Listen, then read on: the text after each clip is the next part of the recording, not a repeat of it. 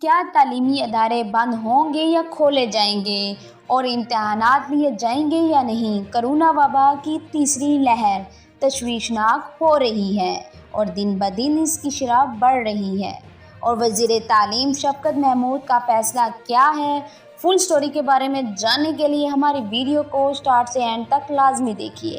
آپ دیکھ رہے ہیں اسٹرینج ریالٹی، میں ہوں فاطمہ، اور اگر آپ ہمارے چینل پر نیو ہیں تو سبسکرائب کر لیں اور بیل کے آئیکن پر کلک کر لیں۔ 11 اپریل تک ان سلیکٹڈ اضلاع میں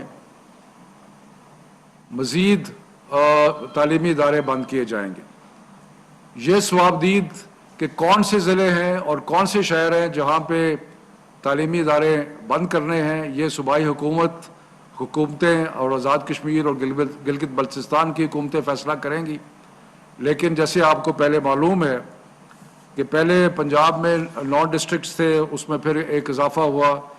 اسی طرح پہلے ہم نے پشاور میں صرف بند کیے تھے، لیکن خیبر پختونخوا میں پھر 8 ضلع اور ایڈ ہو گئے۔ تو یہ کہ کس کو ایڈ کرنا ہے کس کو نہیں کرنا، وہ بیماری کی شدت کا حوالہ دے کے ہوگا، اور یہ بندش جو ہے یہ 11 اپریل تک رہے گی۔ اس 11 اپریل کی بندش کے دوران اگر کوئی ایڈمنسٹریٹر اور کوئی ٹیچروں کو سکولز بلانا چاہتے ہیں تو یہ ان کا اختیار ہے کہ وہ ان کو بلا سکتے ہیں۔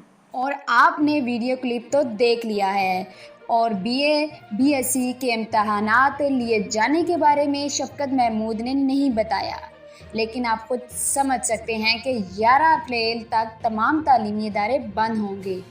جو 1 اپریل سے بی ایس سی کے ایگزامز لیے جانے تھے کینسل ہو گئے ہیں، اور نئے شیڈیول ڈیٹ شیٹ کا آپ انتظار کیجئے۔ اور معزز صارفین، اگر آپ کو ہماری ویڈیو پسند آئی ہے تو اسے لائک کر کے اپنے دوستوں کے ساتھ لازمی شیئر کریں۔ ملیں گے نیکسٹ اچھی سی امیزنگ ویڈیو کے ساتھ، تب تک کے لیے اللہ حافظ۔